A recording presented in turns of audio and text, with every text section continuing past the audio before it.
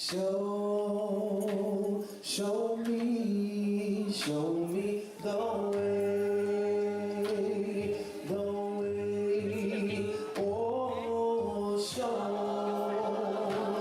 show me the way. Oh, Lord, I am down here, Lord, and I need your power. Show me, show me the way.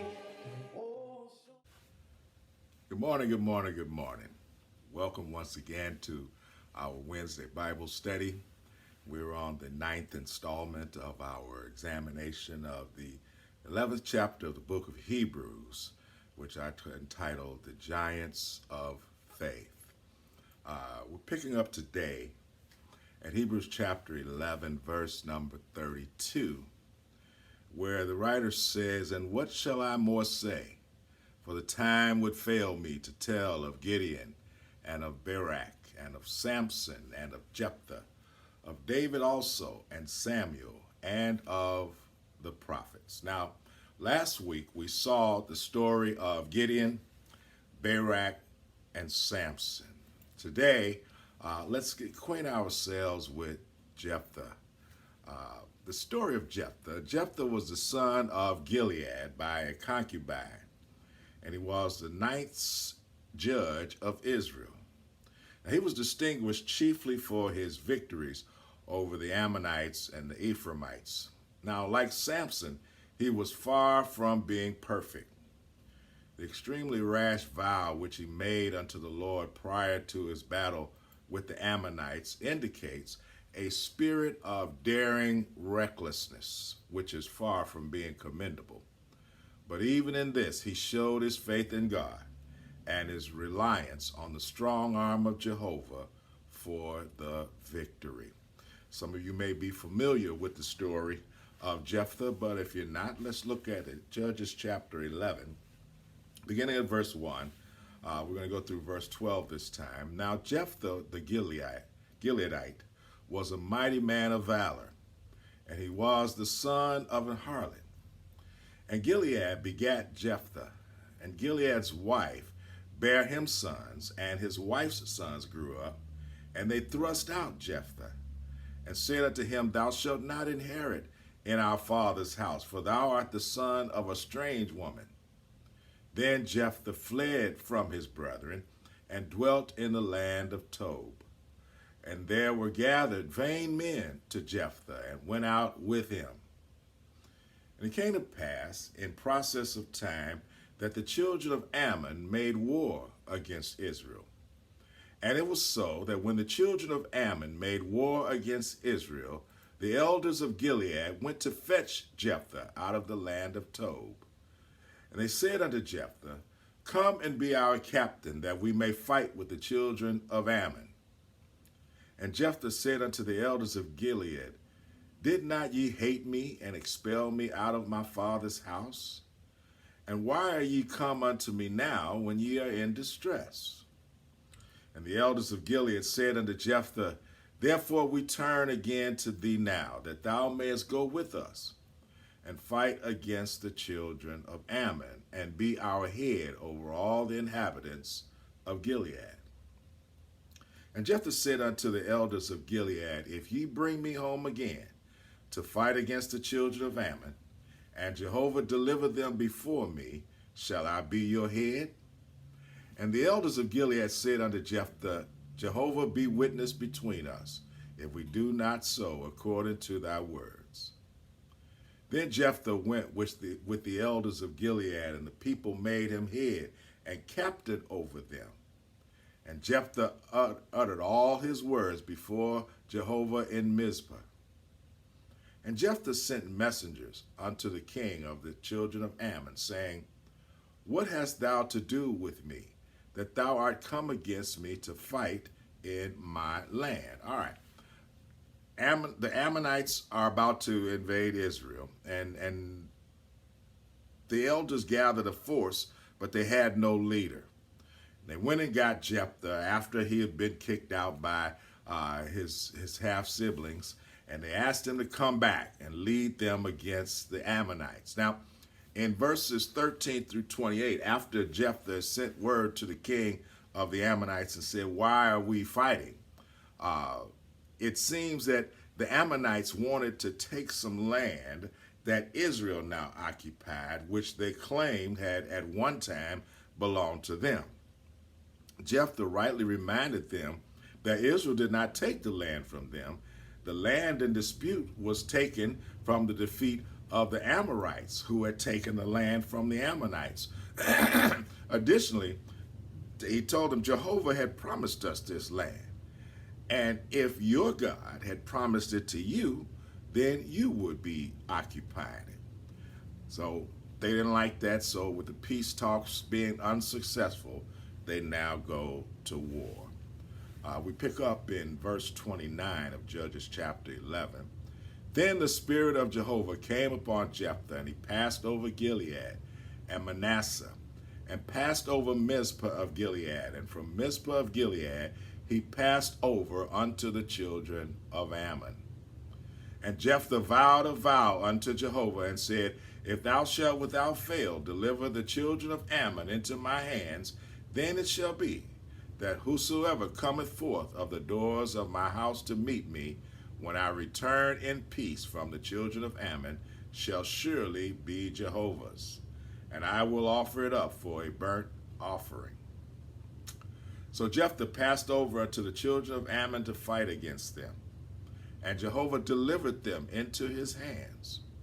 And he smote them from Aroer even until thou come to Minnith, even 20 cities, and unto the plain of the vineyards with a very great slaughter.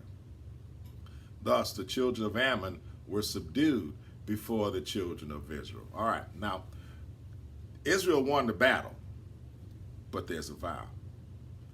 They defeated the Ammonites, and upon Jephthah's return, the first thing out of his house is his daughter, his only child. Judges chapter 11, verse 35. And it came to pass when he saw her, that he rent his clothes and said, Alas, my daughter, thou hast brought me very low, and thou art one of them that trouble me. For I have opened my mouth unto Jehovah, and I cannot go back. And she said unto him, My father, if thou hast opened thy mouth unto Jehovah, do to me according to that which hath proceeded out of thy mouth. For as much as the Lord hath taken vengeance for thee of thine enemies, even of the children of Ammon. Now, clearly he had not intended to have to sacrifice his only child as a burnt offering to Jehovah. Once more, we see a devoted, faithful servant of God who is flawed. A careless vow has broken his heart. When I read it, it didn't sound good. And before I even knew the story of Jephthah, the first time I read this, I said, that doesn't sound like a vow that you really ought to make. You might want to say the first animal, but he said the first thing, first one. All right, so his daughter says, you can't go back. Do what you vowed to do.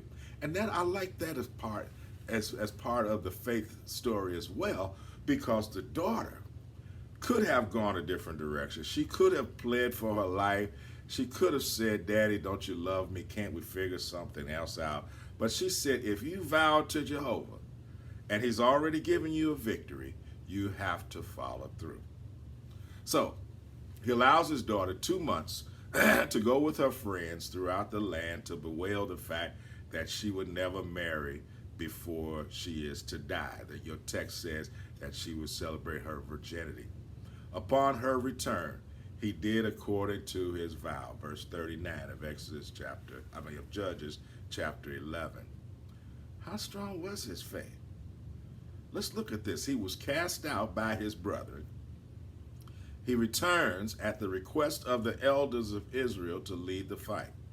Before going into battle, he seeks the help of the Lord. It was his faith in God that got him mentioned in Hebrews chapter 11, not his flaws. It's sometimes easy for folk to see your weaknesses, to see your flaws, but guess what? We all have them. Some are obvious and others are not, but we all have them. You'll hear some folks say, he's really a good such and such, and somebody in the background will say, yeah, but. Well, you can always find a yeah, but. But thankfully, our flaws don't disqualify us from having strong faith. Remember, faith is not just believing in God, but faith is relying on God. And that we saw in Jephthah's story. Next, he mentions David, and I borrowed a statement from the Hebrew writer, time would fail me to tell the full story of David. David, the well-known son of Jesse and second king of Israel, was always distinguished for his trust and confidence in God. His life was filled with terror, turbulence, trouble, and triumph, but he always held tightly to his faith in God. David is a vivid example to all of how not to let the situations and circumstances in our everyday lives keep us from showing our faith. He always had a mind to bless and obey and honor God no matter what happened. He never blamed God for his punishment or questioned God for his hardships.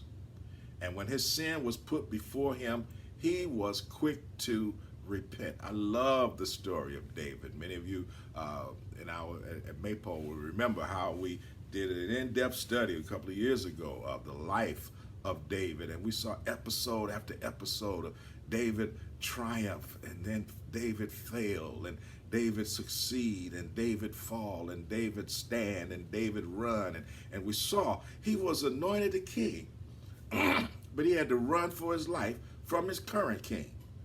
When he would find a place to hide, somebody would tell Saul where he was. He was a fierce warrior and a passionate psalmist. He was disobeyed by his general, humiliated by his son, and betrayed by his friends, but he never forgot where his help came from and who brought him deliverance. Church, we cannot forget who is on our side throughout this episode of this virus. We got to remember, regardless of how we're feeling today, regardless of how much we need today, God is still in control of this thing. Once more, flaws did not disqualify him from being numbered among God's faithful. I can't give you all the episodes of David's life, but if you start reading in 1st and 2nd Samuel, they will tell you what David did. But you got to read the Psalms to tell you how he felt. Here's an example of one. Psalm 18, verses 6 through 17. In my distress, I called upon Jehovah and cried unto my God. He heard my voice out of his temple, and my cry came before him, even unto his ears. Then the earth shook and trembled. The foundations also of the hills moved and were shaken because he was wroth. There went up a smoke out of his nostrils, and fire out of his mouth devoured. Coals were kindled by it. He bowed the heavens also and came down, and darkness was under his feet. And he rode upon a cherub and did fly. Yea, he did fly upon the wings of the wind. Are you getting the picture of what David said his God is like? Verse 11, he made darkness his secret place. His pavilion round about him were dark waters and thick clouds of the skies. At the brightness that was before him, his thick cloud passed, hailstones and coals of fire. The Lord also thundered in the heavens, and the highest gave his voice, hailstones and coals of fire. Yea, he sent out his arrows and scattered them, and he shot out lightnings and discomfited them. Then the channels of waters were seen, and the foundations of the world were discovered at thy rebuke. O Jehovah, at the blast of the breath of thy nostrils.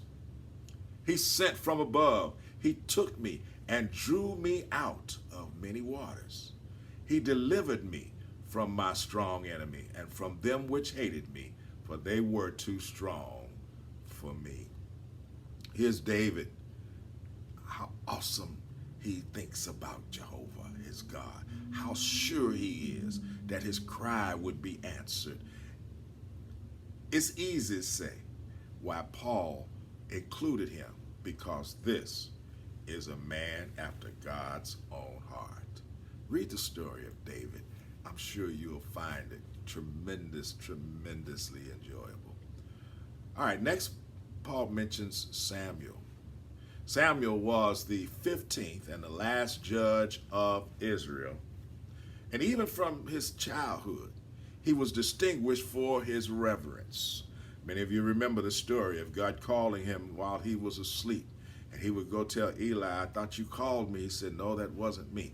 When God called him, he uttered those powerful words, speak, Lord, for thy servant heareth. Lord, if we could do that today. Let's look at Samuel's story in 1 Samuel chapter 3, verses 19 through 20. And Samuel grew, and Jehovah was with him. We could just stop it right there. The Lord was with him. And he didn't let none of his words fall to the ground. And all Israel, from Dan even to Beersheba, knew that Samuel was established to be a prophet of the Lord. Now, the writer in certain texts, he includes Samuel and the prophets. And a prophet speaks the will of God to man. That's his job. He doesn't get to come up with his own story. He has to tell what God told him to tell.